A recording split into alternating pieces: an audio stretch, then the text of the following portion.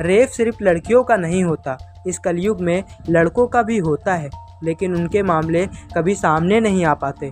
और ऐसा क्यों? क्योंकि वो लड़का किसी से बता ही नहीं पाता। अपने घर वालों से कैसे बताए? अपने दोस्तों से। दोस्त मजाक उड़ाएंगे और कहेंगे अरे नामर्द है क्या। लोग उसी लड़के को गलत ठहराएंगे। सबसे बड़ी बात, उसकी बात पर कोई विश्वास भी नहीं करेगा। लोग कहेंगे कि वह खुद को बचाने के लिए झूठ बोल रहा है। ऐसी ही एक कहानी एक लड़के की है जो हमारे समाज को एक आईना दिखाती है कि अपराध जेंडर देख के नहीं होता, वह किसी के साथ भी हो सकता है। नमस्कार दोस्तों, मेरा नाम है आयुष और आप देख रहे हैं रियलिटी रिफ्लेक्शन। एक 19 साल का लड़का जिसने अभी अभी 12वीं की परीक्षा दी थी। उसके 12वीं में सिर्फ 50% मार्क्स आए थे। उसका पढ़ाई में ज़्यादा मन नहीं लगता था। वह एक यूट्यूबर बनना चाहता था। उसके बड़े बड़े सपने थे। वो एक शॉर्ट फिल्म बनाना चाहता था और उसका सपना था कि वो एक एक्टर बने। लेकिन उसके घर में कमाने वाला कोई नहीं था। उसके पापा की बचपन में ही मौत हो गई थी। घर में सिर्फ उसकी माँ थी जो दूसरों के घरों में काम करके किसी तरह घर चला रही थी। अब बारी थी कॉलेज में एडमिशन लेने की, लेकिन उस लड़के के पास इतने पैसे नहीं थे कि वो किसी भी नॉर्मल कॉलेज में भी दाखिला ले सके।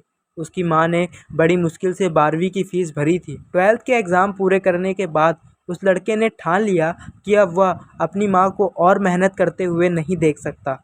वह सूरत में एक दुकान पर 10,000 महीने की नौकरी करने लगा। रोज़ सुबह 9 बजे घर से निकलता और रात 8 बजे वापस आता।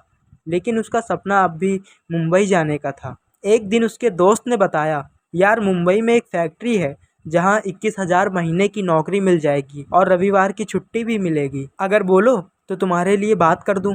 लड़के को लगा कि इससे अच्छा मौका क्या होगा। उसने तुरंत हाँ कर दी और अपनी माँ को इस बारे में बताया। उसकी माँ पहले तो उसे मुंबई भेजने के लिए तैयार नहीं थी, लेकिन बेटे की जिद के आगे वो मान गई। लड़के ने ट्रेन की टिकट करवाई। वो अपनी माँ के पैर छूकर आंखों में सपने और दिल में उम्मीद लेकर घर से निकल पड़ा। उसे क्या पता था वहाँ जो उसके साथ होने वाला है, उस सदमे से वो पूरी ज़िंदगी उभर नहीं पाएगा। रात लगभग 9 बजे उसकी ट्रेन लखनऊ से मुंबई के लिए रवाना हुई। कुछ घंटे बाद वह सपनों के शहर मुंबई पहुंच गया। उसने फैक्ट्री में इंटरव्यू दिया और उसकी नौकरी लग गई। अब उसे सिर्फ रहने के लिए एक कमरा चाहिए था और शायद यही उससे सबसे बड़ी गलती हो गई। वो लड़का एक मकान पर पहुंचा। उस मकान की घंटी बजाई। दरवाज़ा लगभग 40 साल की एक महिला ने खोला। लड़के ने पूछा, आंटी जी क्या मुझे यहाँ एक कमरा मिल जाएगा? महिला ने उससे ऊपर से नीचे तक देखा और बोली, हाँ कमरा मिल जाएगा। लड़के ने पूछा, किराया कितना होगा? महिला बोली, 2500। लड़के ने तुरंत हाँ कर दी। उसने अपनी माँ को फ़ोन करके बताया कि उसे नौकरी भी मिल गई और रहने के लिए कमरा भी मिल गया। लेकिन उस घर में एक 40 साल की महिला अकेले रहती थी। उसके पति की 5 साल पहले मृत्यु हो चुकी थी और उसके कोई बच्चे भी नहीं थे। कुछ दिन तक तो सब कुछ ठीक चल रहा था। लड़का रोज़ फैक्ट्री जाता और शाम तक वापस आ जाता।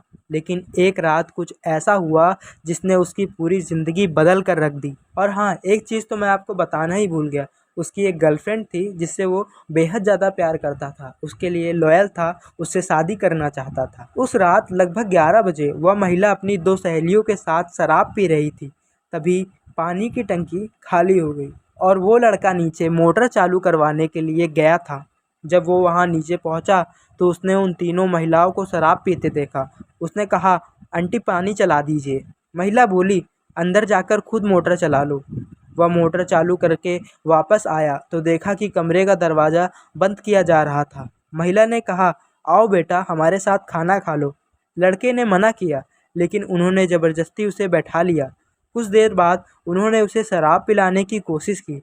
लड़के ने साफ मना कर दिया कि वह शराब नहीं पीता, लेकिन उन्होंने उसकी बात नहीं मानी।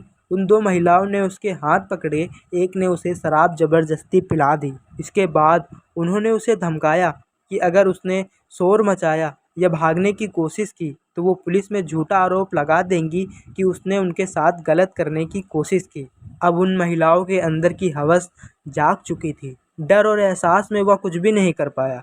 इसके बाद उन महिलाओं ने उसके साथ यौन हिंसा की। पूरी रात वो 3 महिलाएं उस मासूम बच्चे के साथ दरिंदगी करती रही। अगली सुबह वो अपने कमरे में बैठकर रो रहा था। उसके मन में सिर्फ एक सवाल था, मेरी क्या गलती थी?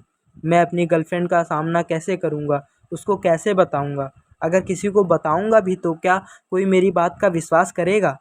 वह अपना दर्द दिल में छुपाकर काम पर चला गया। कुछ दिन बाद वही महिला फिर उसके कमरे में आई और उसे दोबारा झूठे आरोप लगाने की धमकी दी। डर के कारण वह फिर कुछ नहीं कर सका। यह सिलसिला चलता रहा।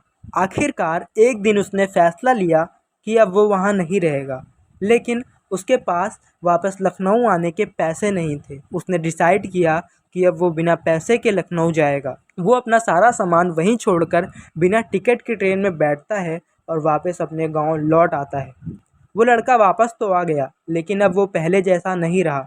उसके चेहरे की मुस्कान गायब हो चुकी थी। वो अपनी माँ को भी कुछ नहीं बता पाया। कई दिनों बाद उसने अपने एक दोस्त को अपने साथ हुई पूरी घटना बताई। दोस्तों, ये कहानी हमें सोचने पर मजबूर करती है कि कई बार पुरुषों के साथ भी यौन हिंसा हो सकती है, लेकिन शर्म, डर, सामाजिक तानों के कारण कभी सामने नहीं आ पाती। आपको क्या लगता है, ऐसे मामले समाज में सामने क्यों नहीं आ पाते? अपनी राय कमेंट में ज़रूर बताइए। धन्यवाद। अगर वीडियो पसंद आई तो हमारे चैनल रियलिटी रिफ्लेक्शन को सब्सक्राइब करना बिल्कुल मत भूलिए। तब तक के लिए धन्यवाद।